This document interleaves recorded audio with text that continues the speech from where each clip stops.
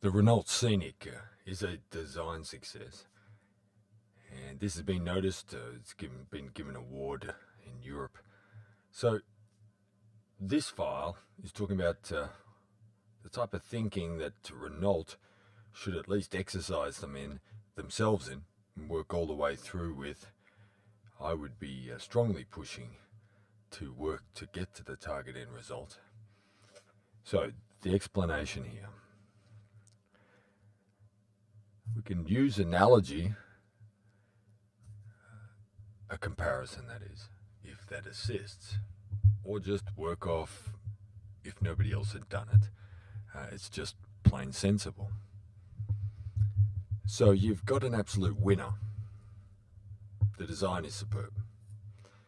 The other part is the engineering, and the other part is value purchase in the market. The engineering going to driving efficiency and a certain number of key features. And went back to design, you need certain aspects of functionality to work to make the whole vehicle work, which we can just mention here as an example. Where this particular vehicle is coming short, the visibility out, and then sitting with that, the headroom, which is solved by the same change, both of them are solved by the same change, is an example where this sits right tight with the styling, because it goes to the body shape, and it's where this vehicle needs to be upgraded. So you've got a vehicle, and midlife facelift, this sort of thing. Do you let it run for 4 years and then do the next generation? I would be saying we have such a winner here. And where to mention this, I will say it here but repeat it later. In the white, on that which is on screen right now. This would go to many videos. At this moment, I'm not planning to do them. I would ask Renault to engage me, and I'll go to town and talk it all through and prove everything out. So this is going right into the detail and being very specific on every aspect to prove out the good possibilities they have.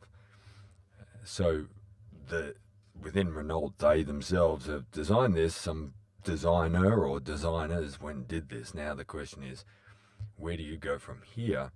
And you could get a whole lot right in a run, and then the next move you make is not the best.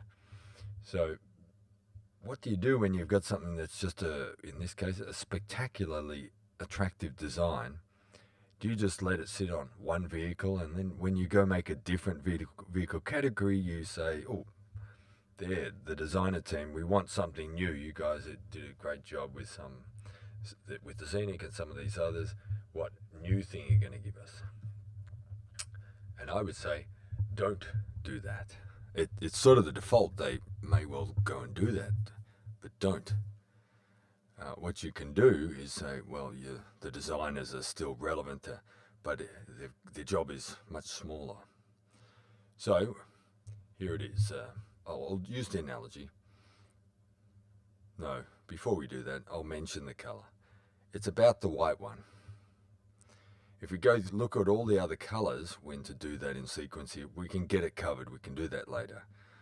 But the white shows off this styling. The styling is spectacularly gorgeous. The styling is such a great strength.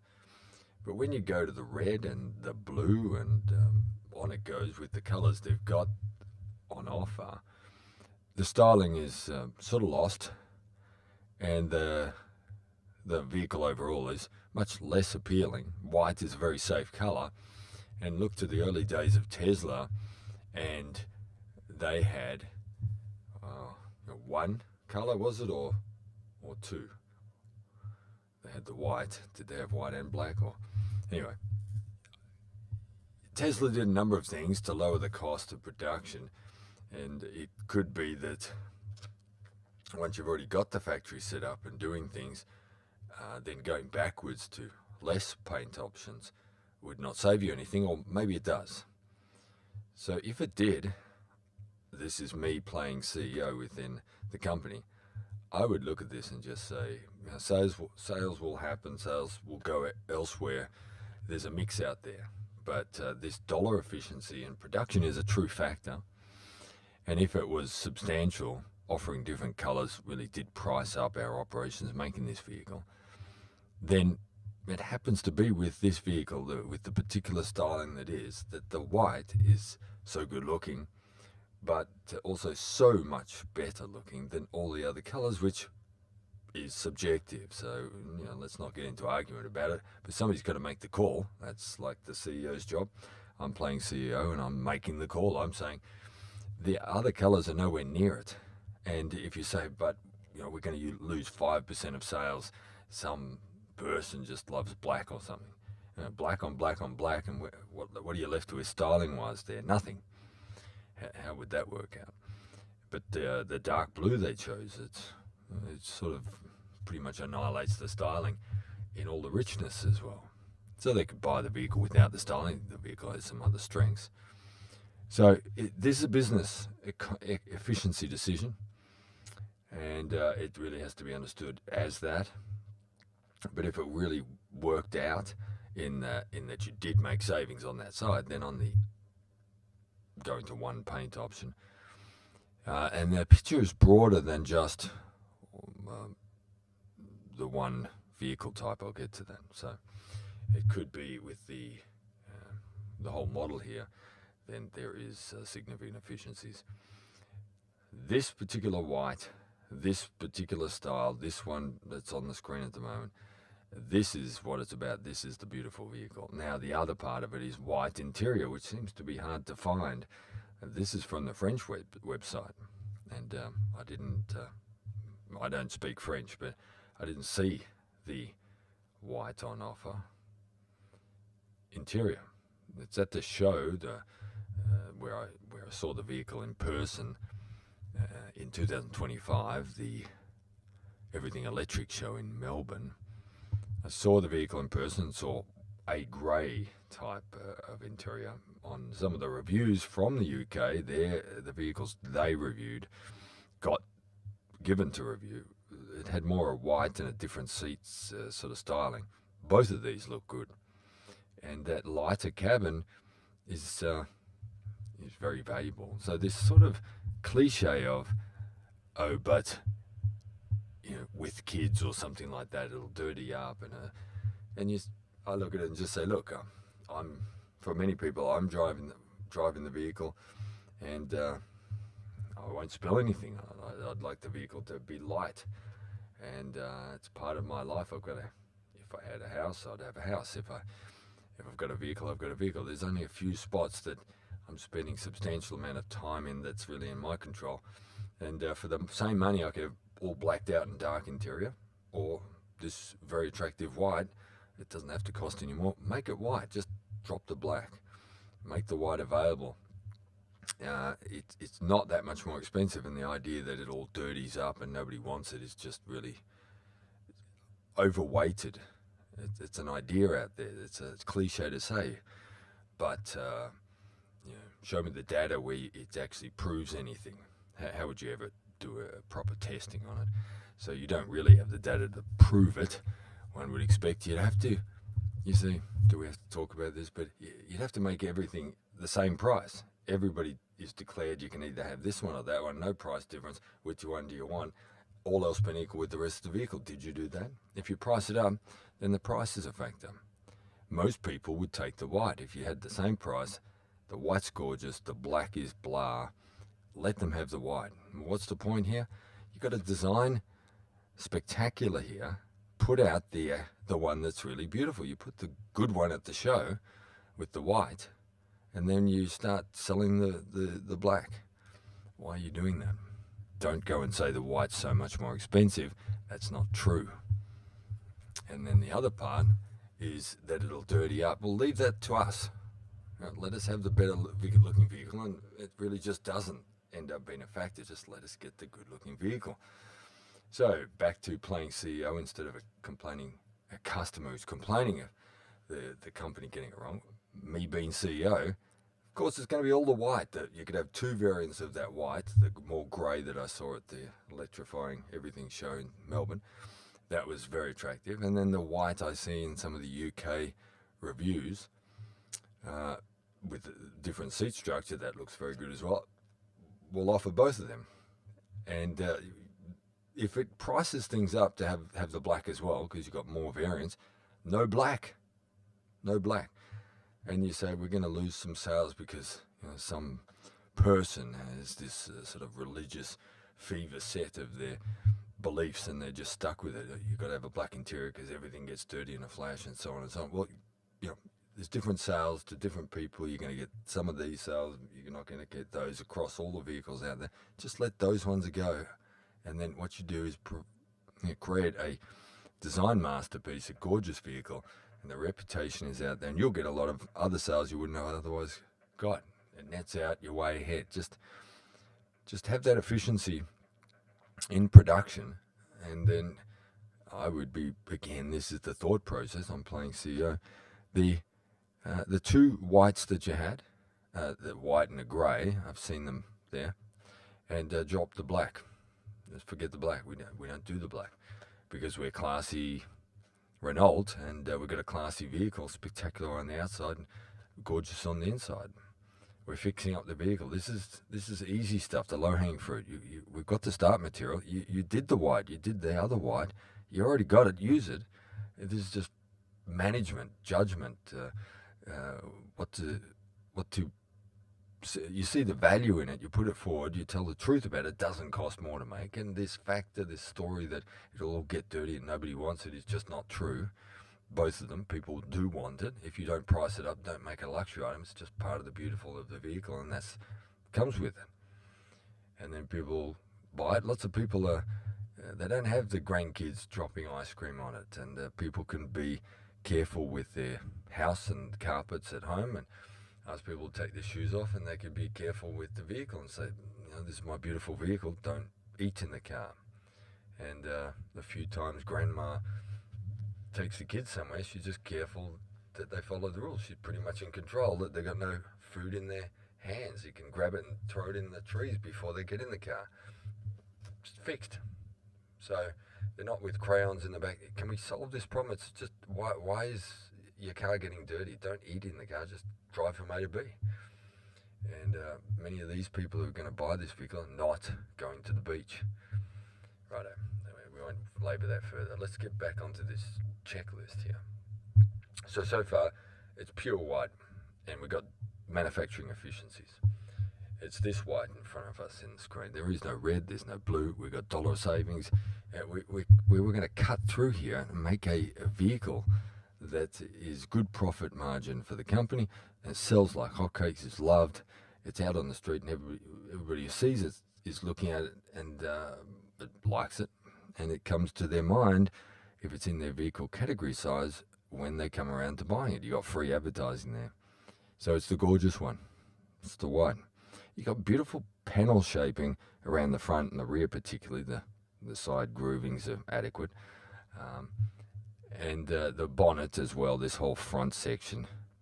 It's all layered. And the next layer and the next layer, these shapings, and then the surface treatment is very good. And then it's all tied together around the vehicle, and then you've got good wheels with it in this picture. There's some lesser wheels. Don't use the lesser wheels. Don't. Just go with the better ones. Now, there's a number of things to get through here, which to jump to. Let's talk about the efficiency. We're going to fix up this vehicle. So, in some of the reviews, it's been noticed, and it is noticeable, the driving efficiency is not quite there. You put it up against Tesla Model Y, Tesla Model 3, which is a benchmark, and maybe even still now is a benchmark. There's so many better vehicles, so many impressive vehicles coming through, and the Tesla Model Y and Tesla Model 3 have been beaten over a number of aspects, but the driving efficiency has been a standout from early on, and they have made it one of their things, and it is one of their strong advantages. The charging network is an advantage. Their driving efficiency is an advantage. They don't underpower their vehicles. So goes the list. And some of these things they got right. The teardrop shape that then is dominating, we can say that's creating a sort of a problem block for them. as as more vehicles are providing the SUV and so on. So they're not doing everything right in the longer track form, but part of the improvements with this vehicle is better driving efficiency. You got to benchmark, go match it to Tesla Model 3, right near it. If it's close, then that's very effective. So, how do we do this? Well, the easiest way is smaller and lighter wheels. Got it? I mean, surely you know this. So they do know this, and can this vehicle, the meaning the CEOs, managers, and stuff like this, but it may just be something they sort of ignore because we've got to style it, the design, and so on. So the inconvenient truth sort of factor against their sort of a whole career line, just keep putting on massive, big, chunky wheels because of styling. Now, if you go very small, yes, it looks silly, but can this vehicle take smaller? Yes. So if you put in a step smaller wheelhouse to match the step smaller wheels, and you could then go and get that sort of 4 or 5% better driving efficiency. But there's a whole treatment here because you're lightening up all four wheels and the tires. The tires get smaller. So this is a big topic, but this is easy. This you can just, it's like just sitting there. It's like cheating. You're closing in on the Tesla Model 3 efficiency. Now, next generation heat pump, because in many regions, UK is one of your targets, and all through Europe, the cold is true factor. And if you've got a sort of first generation heat pump and it's just not really performing top level, then get in there and get a different supplier, the one that makes the better heat pump, and so on and so on. There's all a long list here, so we won't get into all of it, but see the project and say, I'm playing CEO. I'm going to get right in amongst this and just fix it all. I'm going to take this and take that. We're going to improve this and improve that, because this driving efficiency aspect is a real excellent strength to have, and we can do it. We know how to do it. So we're going to upgrade this vehicle. Now look at the Tesla Model 3 and Y story historically. This midlife update unannounced, they just roll them in. Now there's a number of reasons for this. You're protecting against sabotaging your own existing sales. The new generation's coming out, you've got to sell out the old one at a discount, and people are holding out for the new one, and this creates trouble. So I would just on the quiet, just you do the project work in behind the scenes, then you identify, you isolate those upgrades, and then just you change it without announcing it, without telling the media reviewers. They've got to find them, they've got to discover them. But on the specification sheet, it will change, and the new customers, it will be shown to them. So it will be talked about. Just it's not a formal new generation.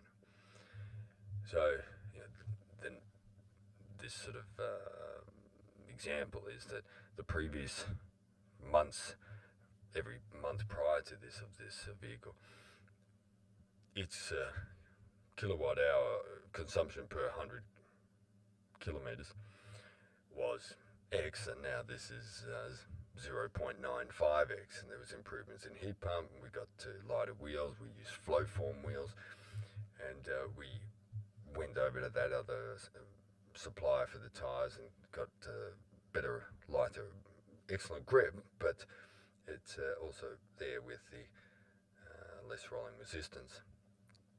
And we improved our regenerative braking system, and so we can recoup more energy around town, and so on. We goes the list. You can all sorts of weight reductions about the next generation of battery and so on, and so goes the list. So it's a long list of things to go through and check, and I won't keep talking about that here. So I would have a complete project on this and go nth degree, and then just bring them in on the quiet, and we're on the march, and the vehicle just keeps getting better and better and more appealing and more appealing as a better vehicle and better value purchase. Now, what we do here now, this is getting to sort of the mainframe model here for the opportunity for Renault. How this particular vehicle, the Scenic, is failing in sort of a big, in-your-face way And this failure will lose a lot of customers. They're currently losing customers. So a CEO that says we're going to lose customers because the black interior, people are so concerned, dominated by it's going to get dirty somewhere in the next 20 years, so we're going to buy black. If we gave them attractive white, they just wouldn't like that. So we just got to go with black. Well, all the while, how about one, you're wrong, they want white, and just give it to them at the same price and have efficiency, and just provide the vehicle with the white, the two white, the grey and the white. So that's how it is. We do classy vehicles. We don't do black, plain black, uninteresting black. Or if it is dollar efficient, you can offer the black, but make them same price. None of it's premium, across all the trims, different batteries, different motor, just whichever interior you like. Show proper pictures of them so we can get an idea on the configurator. Put a proper array of pictures and video. Many people are ending up buying from the configurator, and you're not getting an opportunity to see all three in this showroom side by side, because they do a proper job with showing those interiors. And what we've got is you're losing tons of sales, and the vehicle has a major fail with that 1, 2, 3. Well, 1, 2, let's say. Look, the roof is too low. There's not enough headroom in the first and second row. If you're 5'7", 5'8", you'll get by. But some people come in 6'4" format and so on. So really, it is too low. It's not close to being adequate. And it's a good thing here that you put the proper high roof on, and the vehicle will look better. You'll catch more wind, and you can say, but we will catch more wind. Yes, right. But human beings have heads. We need space for them. We've got eyes. We're currently driving the vehicle for all this full self-driving stuff that has been talked about and pushed forward as being, well, look how good it is 10 years earlier than it should have been let out of the lab, really. It's still not there. You shouldn't be hovering over your steering wheel to recover the situation in a crisis 1 second, and if you get it wrong, you're dead. How about just hands on the steering wheel all the time and you drive? So we're here trying to drive. We should be able to see out properly. And this vehicle doesn't allow that. And so this is why one of the reasons I wouldn't buy the vehicle, because I sit tall and I wouldn't have enough headroom, and I haven't got enough visibility out of what I like the vehicle a lot, but you haven't built it right.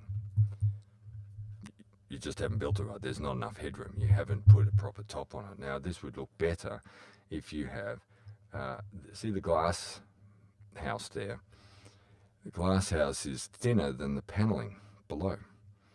And some vehicle designers deliberately go and do that. So there's just 3/4 metal as we go vertically, and this little strip of the tinted windows, in this case, the mirror, the window section.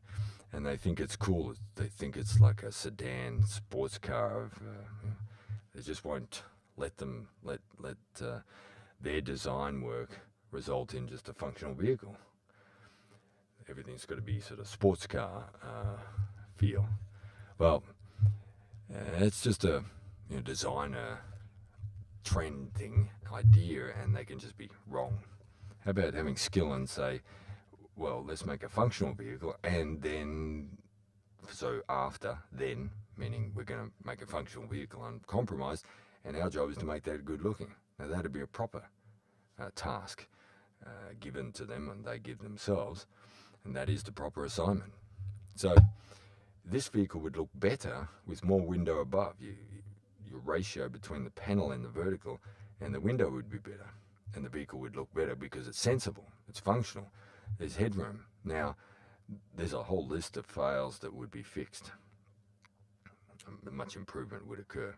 At the moment, the A-pillar is really leaning back and has a thickness to it, and this creates a true blind spot. That's a rule-out type of thing. I'm trying to drive and I can't see that vehicle and it kills me. It's a real danger. We need to take it seriously. So this would be much reduced if you have a proper top on it. I mean proper, really take it up there. So that A-pillar would get steeper, and that would be less of a blind spot in play, steeper in its angle. So now you get better headroom first and second row. The windscreen would be bigger. Think of the Citroen C4 Picasso, and it had sort of the wow. Mark Watson did a review, and he called it the panoramic windscreen as he slid the cover back and showed it off. If you get that review, he might have reviewed the vehicles a few times, and so the one I saw, and just really get that windscreen working. So we've got a really good windscreen, and we can get a look out the front. So we're improving the vehicle here. Because you got a winner, let's just take it all away. So you'd end up with the apertures getting in and out of the first and second row would improve. You've got less exposure to knocking your head. You don't have to duck as much. You don't have to twist your body as much. So that'd be an excellent improvement, including some older people, and some older people that might be a bit tall, but they haven't got the flexibility. And now then with these changes, this vehicle is perfect for them, whereas before it was ruled out. If you're smaller, you get in and there's no problem. And if you're bigger, you get in and there's no problem. But if you've got the other way where the roof is very low, everybody that's taller has a problem. So all you have is that the vehicle catches a bit of more wind. Yes, but then we've got a lot of benefits as well. And then if you say, well, what about range, efficiency, that was mentioned before. Look, pluses and minuses, we got so many other things to work with this range efficiency factor that with the true effects, the degree that it doesn't affect, these are overcome and cancelled out by other improvements we make. So don't let that go be wrongly weighted. Properly judge instead. And again, we've got heads. We need to be driving the vehicle. We need to be able to see out. So it's compulsory. It's not an option. You don't say, well, it's an option. I could choose this or the other one. No, treat it as not an option, which means defining it, which means as you currently built it, you just flat out failed. And that's just true. It's not enough headroom. There's not enough visibility out. You just did. You may not be comfortable with that, but that's in fact what happened. So we're fixing up the vehicle. So you'd have, it's not just the vision out the rear window, which is minute. This pathway from the rear view mirror through to the back and out the rear window is a tow-go window. As shown in the reviews, it's just useless basically. So they've put a camera on the back and this rear view mirror it can be put to the function of being a display screen of the capture of the camera out the back. So that's a solution to the problem, but then why is the problem there in the first place? So let's have vision out the back, but it's not just that. For whatever you might whatever you may talk about on that, and say we've got camera out the back and that does it, we need to be able to see out the side windows and the blind spots, rear side windows, and out the front windscreen. So by putting the roof up properly, all of that improves. The headroom improves. Getting in and out of the vehicle improves. The vehicle looks better proportionally vertically, and the vehicle looks better because the functionality has improved, and that's sensible. And this means so many more buyers will be having it on their shortlist, and those that otherwise would have been so short and a short little glass house, no problem to them, still the vehicle is works for them, and they can have uncles, brothers, sisters, sons, daughters that are taller, and it still makes sense to them. So I'll just go through the photos here for a moment. So these sort of architectural features, these shapes they've got on the paneling, and the way they've tied the vehicle together, they've done very well. The wheels here on this picture are very good with the whole tie together. It just fits so well with the rest of it. Here's a side on, and that's really shows some of this paneling detail very well. So the rear is done very well with the paneling, the front, the top bonnet. This side bit is, take it or leave it, you could do some other grooving shape. There's nothing wrong with it, but that's not the strength area. So this here, that whole glass house needs to go way up, way up. So that has to be carefully done. Just bring me on in and we'll make sure it's done right. And then the wheels. So the wheel styling on this just works so well with the vehicle. It looks very good and it just fits. It's not standalone as being, here's this wheel and do you like the wheel, and separate from the vehicle. Instead, it's just integrated with the vehicle. It just seems so suitable, and that's how it should be ideally. So that's just worked.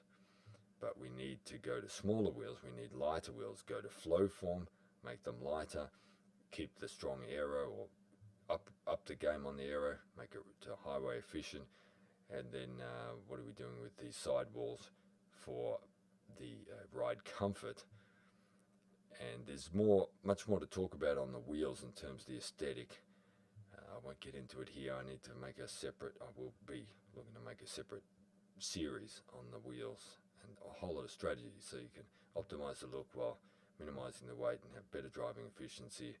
We've seen it with the Tesla Model 3 or Tesla Model 9 Y, with the submissions where there's a 3 to 4% difference in driving range purely based on the wheel size.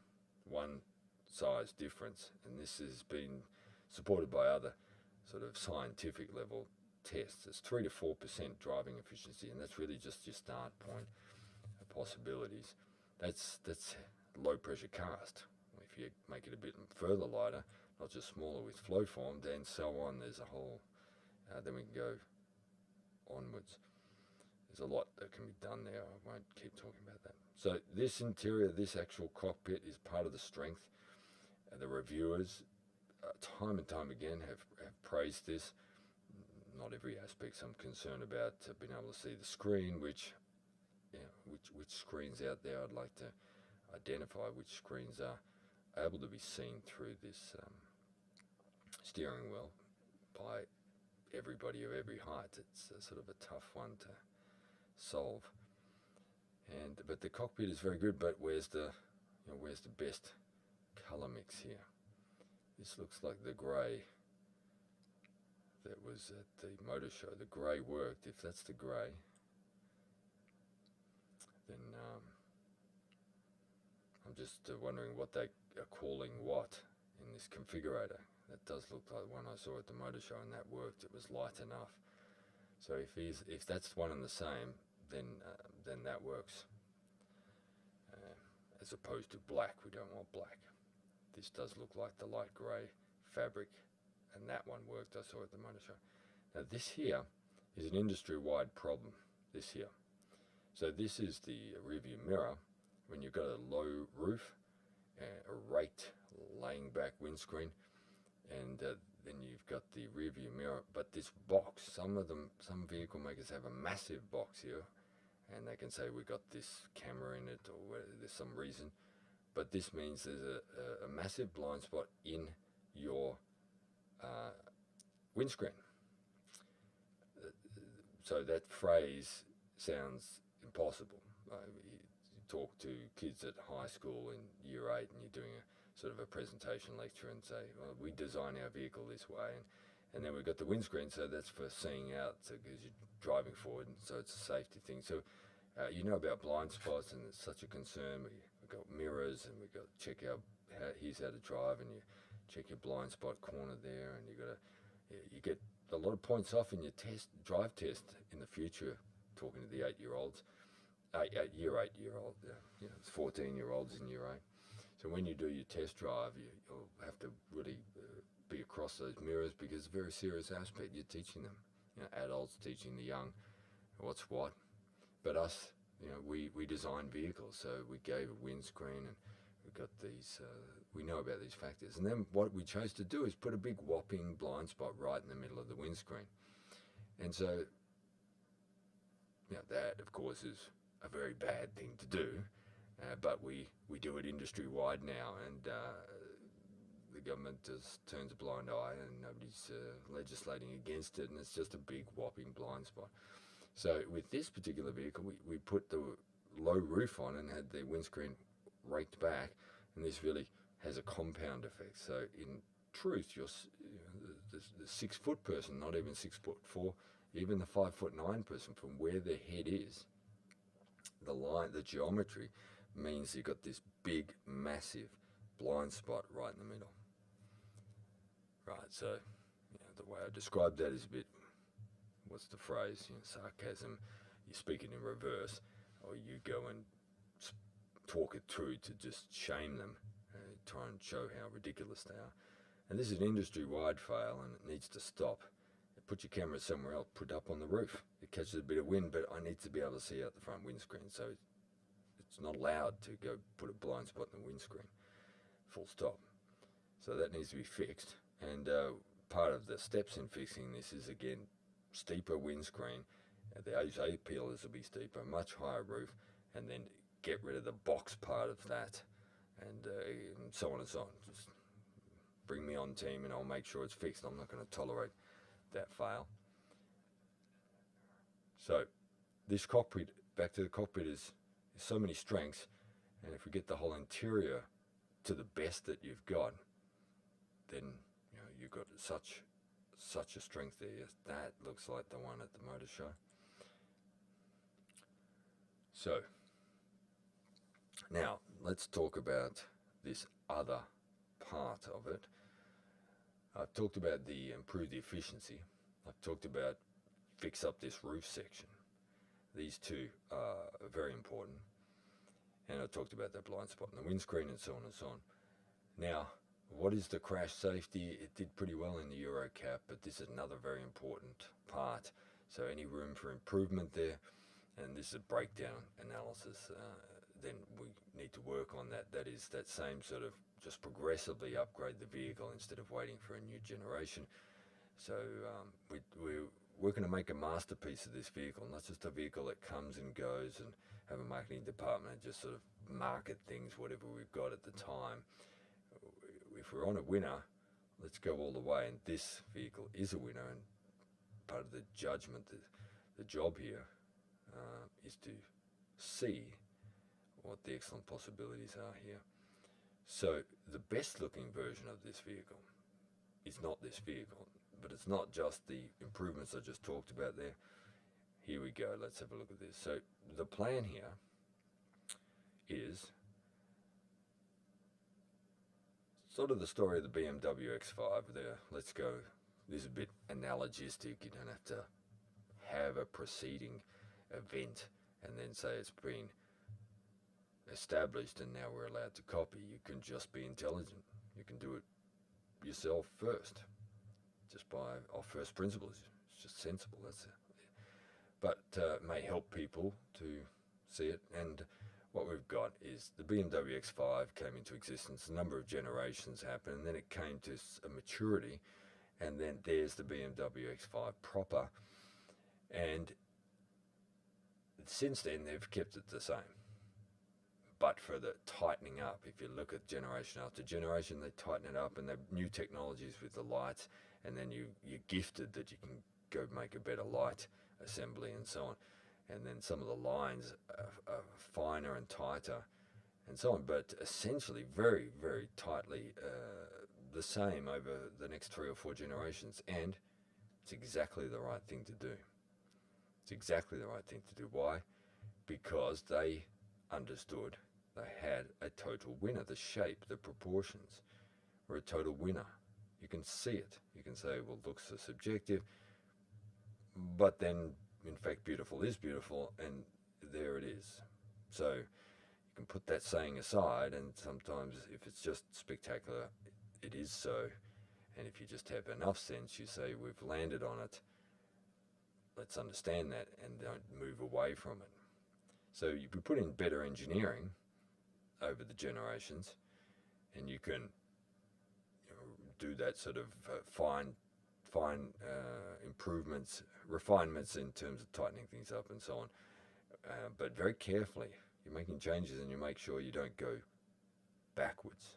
You need to have very tight controls and good judgment in the design and judgment up the hierarchy to decide what's allowed to go through and not, so that you make sure you don't go backwards.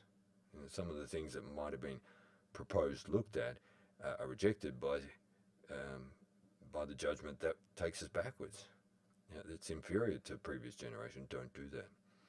At the very least, the default is there. We just keep it the same. It's already gorgeous. Just keep it the same. You get it?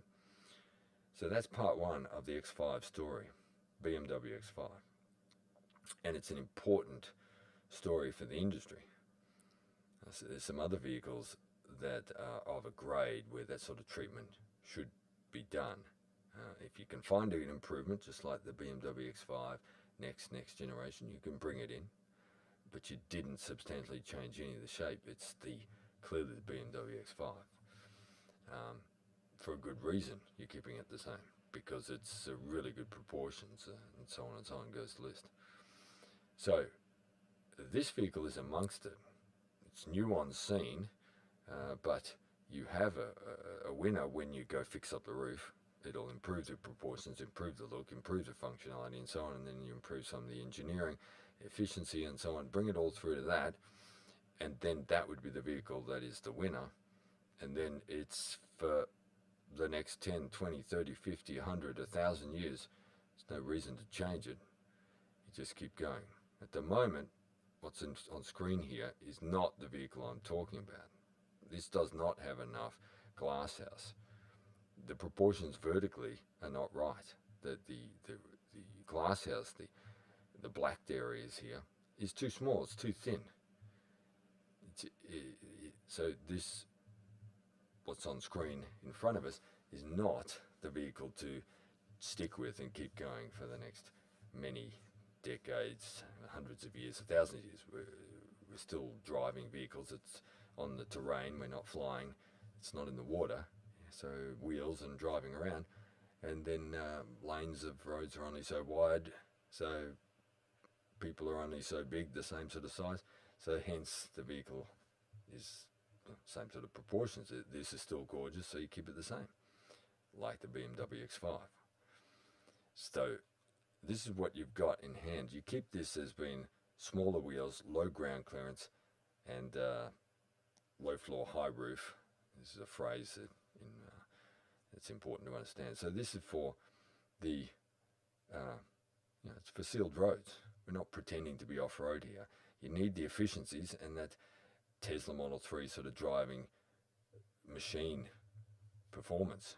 Make sure your vehicle's not underpowered and have low center of gravity. It really sticks to the road and corners flat, and it's part of the delight of the vehicle, and people praise it and so on and so on. So don't do the jacking it up. Let's have that Tesla Model 3 type of ground clearance, very low center of gravity. This is part of the instruction set to optimize the vehicle. Right. Part of the driving efficiency, part of the driving machine effect. You just get it without doing anything else. You didn't spend more money, you just set it up properly lower. And so it doesn't cost you anymore to do it that way. And in fact, it cost you less when you went to the smaller wheels that went with that, and you get many benefits of that. And then it makes the vehicle substantially better. So many other things we have that makes the vehicle better, make the vehicle much more costly, or bring in more weight that makes it heavier, that brings in troubles. But certain things, it doesn't add any more weight. In fact, sometimes it reduces weight in particularly impactful sort of areas like the wheel's rotational mass. It makes it look better, and it doesn't cost any more, and in fact it costs less. And overall, again, where we started, it makes the vehicle look better. So this is one of those things where, it makes the vehicle better, makes it look better as well, but it makes it better. So it didn't cost more, it cost less. You got multiple benefits. Don't miss on these. Right, so this is part of the way we bring it to maturity rapidly. We don't wait for 3 or 4 generations like the BMW X5 story. We do it in 1 or 2 years. You got a winner. Let's just do the R&D in the background with good judgment and bring it all the way through to maturity. Now, then look at the BMW X5 story. We've got the BMW X3 and the BMW X1 and the BMW X7. They started that BMW X5 measurement going by the length. There's other dimensions, but I don't have that one, the dimensions right in front of me. The class categories B, C, D will just, it'll be slightly different size in terms of exact measurements that we'd be using for the Scenic, but you get the idea, these sort of 4 categories. So what's happened here is this, we don't then from here go try and do a paralleling of the BMW X1, X3, X5, X7 and have some sort of strict, this is that vehicle with the Scenic. This is what I'm just about to talk about. A set of vehicles here. Because you have such a winner, you can.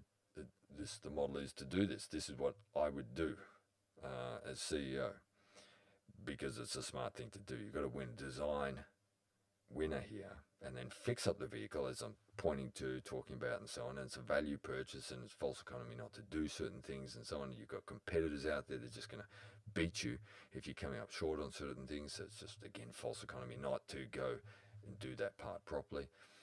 So there's a number of fixes to bring in, and then when it's all fixed, then put the Megane, which is your size smaller than this, to this styling. This styling of the Scenic is better than the Megane, so don't wait for 4 or 5 years next generation for the Megane. Just shorten the life of the previous generation of the Megane, the current one, and go, when this vehicle's matured, go make the Megane this way. So then the Megane will have a higher roof. That badly needs a higher roof as well, better glass house and a whole lot of fixes. And then it'll have this whole body styling, which is vastly better than the Megane. The designers went and did their thing with the Megane, and it has a look. And if this Scenic wasn't there, you could say, well, the Megane's got some interest. But this Scenic completely blitzes it. Completely eclipses it is the word. This Scenic is so much better. So cancel the Megane look, the smaller one there. So what we do is, so I put in a reserve here. I just have to keep disciplining myself. The Megane to me is just inadequately small for a 2-row vehicle. So I look at it and just say, cancel the vehicle. But I recognise, this is the discipline bit, that it can have a place. Smaller streets in Europe and so on and so on. I look at this Scenic and just say, well, couldn't everybody just sort of reach up to that and say, well, here's our start point, sort of this size, we don't go smaller than this. So again, internally, if I was involved, I would get in there and battle this out. Just say, well, can we do this? I mean, where's the sales? Don't go by price, go on size, because if you had the price competing with other manufacturers making smaller vehicles, but our vehicle is that notch better in lots of ways, and it's a part of it is that it's bigger, and that makes it better, but it's not more expensive. In analysis, it's completely muddied by, oh, what, you think that people want the smaller vehicle, and look at the sales and they went to it, so they want small vehicles. Well, they went to the lower cost vehicle, and you scaled the pricing, so you're never in a position to see if they really want the smaller vehicle or they just couldn't afford the price of the bigger vehicle in their life finances. The only way you could do that is very easy. You just make the price the same, no tricks about it, and then you would find lots of people, the vast majority of people that bought the smaller vehicle, we're talking brand new sales sort of purchase, would buy that size bigger. This is exactly what would happen. Instead of, for sticking with this example, lots of people that end up buying the Megane, just sticking with the Renault set of vehicles, would buy the Scenic if you had them at exactly the same price. So they really would prefer, they'd be comfortable with the bigger size. The best test is to make them with the same styling and same sort of power to weight ratio, performance, and so on and so on. And then you're really purely testing the size difference, and time again, the price is the same. You just have this size or that one, and almost all of them buy the bigger one. If it gets much bigger and then much bigger again, then certain people just don't feel comfortable on the roads trying to drive that bigger road, that vehicle. And to their reasoning, they said this doesn't make any sense to go bigger. Why carry around such a big vehicle? So easy to understand that, because there's sort of a threshold for most people, not all people. Some people are expendable 1, 2, 3, 4, 5 movie fans, and then everything's got to just be massive, grotesquely such. It's sort of comical ridiculousness, that movie, but series. But urban assault vehicles type of thing, just big monstrous things. Some people think that way, just it's got to be bigger. Bigger's better. But then there's some measured, sensible people, sensible enough in these regards. So that size good because of the functionality, practicality, crash safety, crumple zone, volume, and so on. And then bigger doesn't give me anything useful, and it's more challenging to place on the road. So enough said on that. Anyway, the test is there, that's explained. So in fact, most people don't want the smaller vehicle. It's the price factor that's dominating the matter. So if you properly understand that, anyway. So this brings it to, well, should we make that smaller vehicle? So I need to just limit the discussion here, because this is that discipline of saying, well, ultimately at this level, I just leave that one alone. If I was internal in the company, I would get in and engage that, not with any fixed position on it. I'd just explore what can we do with this, because making a vehicle that just has so much, every vehicle, different vehicle, has such a cost input involved, and then if you really just didn't need it, you can make a lot of savings across the company. So this is why. Can we just make this Scenic do it all? That what previously the Scenic and Megane did, what if we had such efficiency in producing the Scenic, and everybody that otherwise would have bought the smaller Megane is comfortable buying the Scenic? If only the price was down at the Megane level, then it'd just work. What can we do with this? Just make a superb value purchase vehicle, and so on and so on. What can we do with this? This is me internal in the company saying we're going to drive for this. And at the end of going all out to see if we can make this happen, you end up with a whole lot of strategies. And if we end up continuing to make the smaller, which is now the Scenic body shape with a high roof, they've all got a high roof, in a smaller format. You just same proportions, you just put it on the Megane sort of size, lengthwise. You've got to have enough width for 2 across, otherwise you better make a single per row. I mean, if you just, people are built the same. So the length gets shorter, but you don't make it any more narrow, and we need the height, so it's got a tallness. Right. Now, as we go upwards, so this one starts at sort of the BMW X5 story. This starts at the BMW X3. The Scenic is like the X3 in the lineup. And then we go down to the Megane, which is like the X1, but the X1 and X3 are sort of very close lengthwise. It gets all ambiguous. And that sort of within BMW is that practicality in their thinking of saying, well, make a vehicle too small, and it's just moving outside of the bounds of what's sensible. You go too small, it's not suitable. And they were not at that point trying to make another BMW i3 next generation. They cancelled that vehicle for whatever combination of reasons. So when they went to the X1, they didn't just make it a substantial whole size smaller, and for good reason, really. Just the sort of stuff I talked about before. You just don't go smaller after a certain point. It's too small for a 2-row vehicle.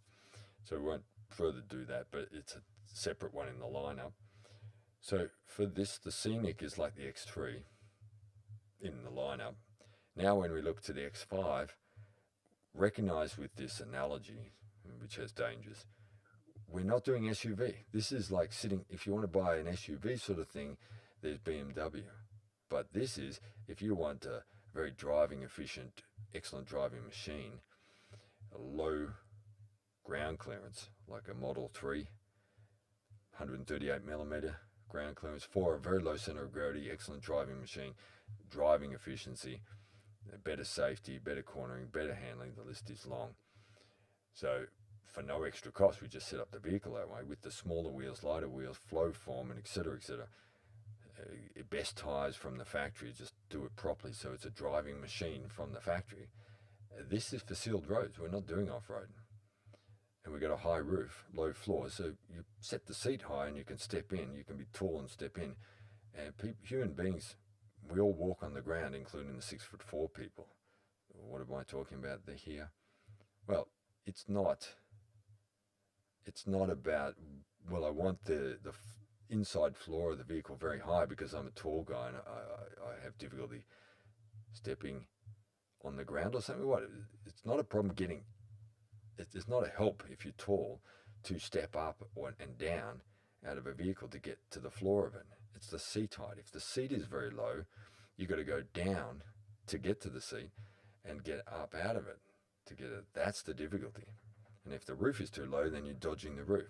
So if you have the low floor and high roof, and then you have the seat adjustable up and down, and then a suitable matching sort of windscreen, so there's plenty of big windscreen for the taller person to look out of, then they have no problem getting in and out and getting in the seat and getting out. It works for them. And the smaller person can set the seat lower, and it's the same low floor. So there's no downside for taller or bigger.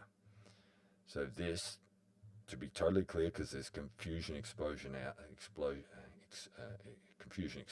there, and sort of a muddled, lacking conviction, weakness that some people can have. This, to state it clearly, repeat it again, this is lower ground clearance. These are smaller wheels, lighter wheels. This is for sealed roads, sealed roads, sealed roads. You can roll onto the caravan park, grass, that sort of thing. That's it. It'll work. You're not going to get stuck there. You got some ground clearance and it's not a big hole. So that's what the vehicle's about. Some people you can live your whole life and you're just driving on sealed roads. That's what this vehicle is. And there's many advantages then we have because we have it dedicated to this. Right, so get that right, then we avoid mistakes, we get all the benefits, we go all the way. It's totally dedicated to this. It's not an all-terrain vehicle. It's totally dedicated to this sealed roads. It could be a dirt road and throw up some stones and scratch your paint or something, but there's no big holes in it. We're not going off-road and finding big ditches and saying we need big wheels and massive ground clearance to not get stuck. How about just not going and finding the big ditches? Just stay on the road. There you go, total fix. We just stay on the sealed roads. Okay. So we go up now in size. And this is where you really get the volume of sales. This is your big winner. So it used to be the cliche, there's the word, but it was a cliche almost, over and over again. The Tesla Model Y equivalent beat the Tesla Model Y, this sort of reviewer's statement, etc., the comparison to Tesla Model Y. It was the benchmark for a good set of reasons for quite a while. And now we've got the, can you beat the Zeekr 7X in this same sort of size category? It's just a full size 2-row vehicle with excellent functionality. So now it's the Tesla Model Y or this Tesla Model 7X, and the list goes on. We've got, it's slightly smaller in size, but it's got a lot of practicality. It doesn't have the driving efficiency, nowhere near the driving efficiency, and it's not the same sort of driving machine as either the Tesla Model Y at that level, let's say, or the 7X, Zeekr 7X, but it's a bit out there, a bit sort of at the periphery because of the price, I think, at the moment, the problem, and they do better if they put on smaller wheels and set it down a little lower. It'd hug the ground a bit better, but it's the Kia EV5. The Kia EV5 is another vehicle that sits competing now against a Tesla Model Y for that person deciding to go buy a vehicle and looking very practically at things. And then there's quite an array coming from China. Let's not keep labouring on this. Let's jump off that. So what we'd do is jump in there with this bigger size Scenic and take a huge piece of the pie in sales, because this Scenic is gorgeous. We'd make super efficient vehicle. We'd go to town on that, and we'd do the cheap. We'd be all over it. Much smaller wheels, lighter wheels, lower ground clearance, etc. The second generation heat pump, the long list. I won't go through it here. That's for other videos set to lay that out. And then superb headroom, superb vision out, superb functionality. This would be a whole size bigger than the one we're seeing on screen here. So for many of the dimensions, you'd keep the same proportion, because so much of the excellence in look on the outside is about the paneling, the shapes, the layering, but also the proportions, and it's fitting for this bigger size version. When you get to certain things, it comes to you're going to have good judgment there and work it.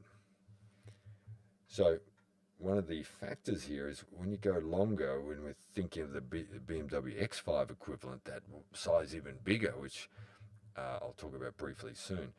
Either at this one for the Zeekr 7X sort of length, 4,700 millimeter, Tesla Model Y, this sort of thing, the full size, it's a big volume seller. If people have the money, they're looking in this area in many cases.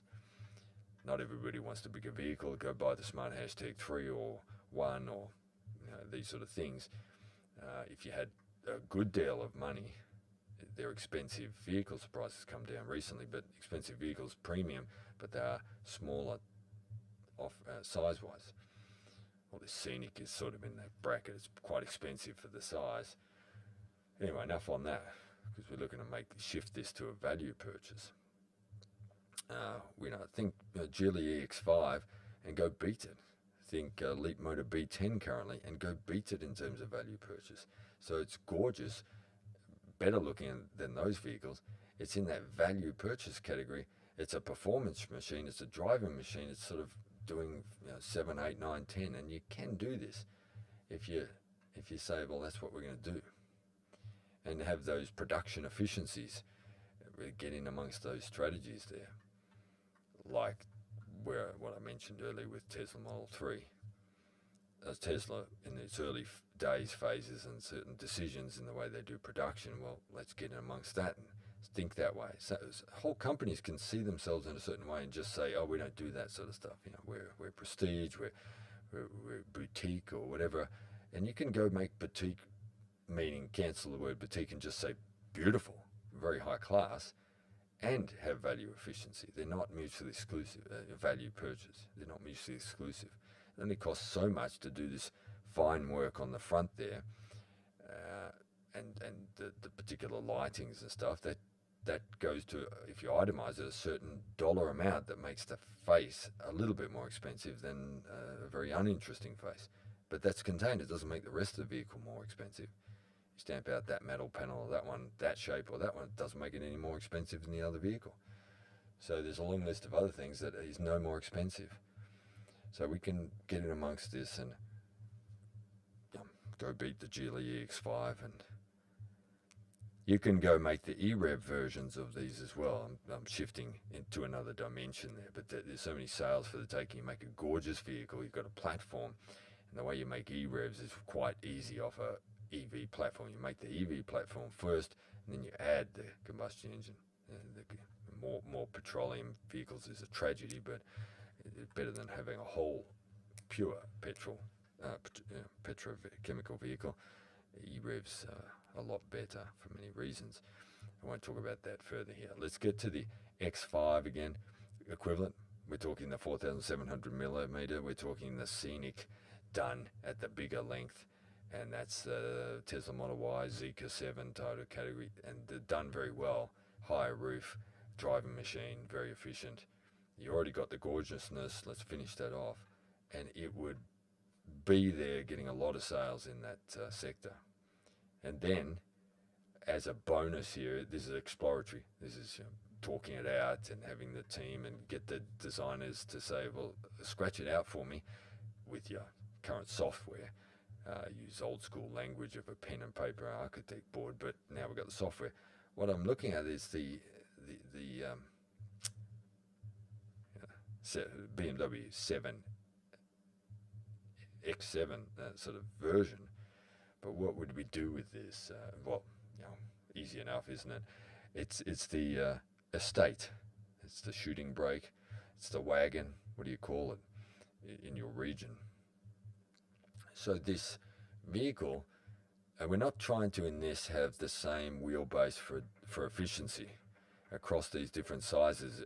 We've got an openness that we would need to lengthen the wheelbase to just get it right, have the right, take the full opportunities of having bigger door openings in the second row for the bigger size vehicle where we put the length. So we're going to, across these different length sizes, the wheelbase is going to get longer.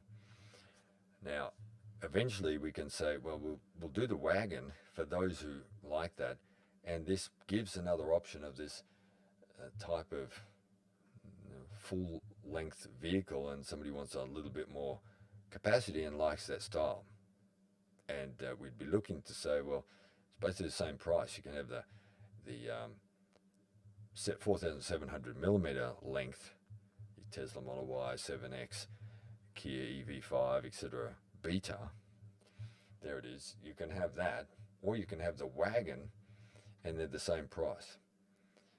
And this is our start point, so that people who just want that different styling and a little bit more storage out the back, and they just have fond memories of those stylish wagons. Look at some of the BMW ones and VW ones, the Passat wagons and so on. The shorter wagon, all track, estates, shooting brake, whatever you call it. They can be gorgeous. And the BMW wagons, the Mercedes wagons, there's been some spectacular estate vehicles that look at the M3 sort of wagons, estates. Some of them are really gorgeous. We can see why someone would really prefer that. Now, it sits there with keeping low ground clearance, smaller wheels, and we're making the whole vehicle tie together off this space, and then the styling is going with that, just sticking with the styling we're already doing here, so it's easy. And then it offers a distinct alternative. Why have it jacked up? You're staying on the sealed roads. Let's have the lowest ground clearance, have the vehicle more stable, safer, and so on. So the whole argument set is there, and the win goes to this vehicle. So while the others make the mistake for so many people, potential buyers, we're doing the right thing. We get those sales with our set of strengths. So there's market sales to take here, and while the others are making those set of mistakes, we can just be in there and go do the right thing in regard to really optimizing efficiency and safety, because it is safer. The concern about overlap, crash, and such like that, well, we start low. You can have a body vertically of how far the paneling goes up, and then beyond that, then you start the glass house. So for safety wise, you don't want the overlap type of crash. If you have a vehicle way too low, like some little roadster sports car, sort of frighteningly down at knee level, people getting down, and if they're there in the vehicle beside the road, and you're standing beside the road, you're taller than the vehicle, they're down below your waist level. These sort of pictures are frightening. It's unsafe to be on the road. So that's in that way. That's very extreme, but it's to that, that's way down in the spectrum. The thing is, you out on the road, you need a bit of size for protection against the other size out there. So big urban assault vehicles, SUVs, and pickup trucks and such like that, and then just straight out trucks and vans. So you can have low ground clearance, low floor, and high roof, and you can have the body work, which provides framework and use it well, providing then protection. there's nothing blocking us having more and more metal go up, and then you start the glass house, and the seat internally is sitting higher, so it all works together, and there's your protection against overlap crash. But we start down low, we're staying on the roads, right? No complication, no contradiction, it's straightforward. So the vision here and the instruction to Renault, which I've just talked about, I'm just now summarising, is, well, before I get to that, we already know what the summary is going to be. So far, we've gone through with this reserve, I said, and then the discipline with it, the McGann size. I'm not really enthused about that small. How many buyers could just work their way up to the Scenic easily, the Scenic size? So I talked about the reserve, and then on the other side, discipline, that I have to still have that in the mix. We know. Anyway, enough on that battle internally. So there's the McGann size put to the Scenic with all this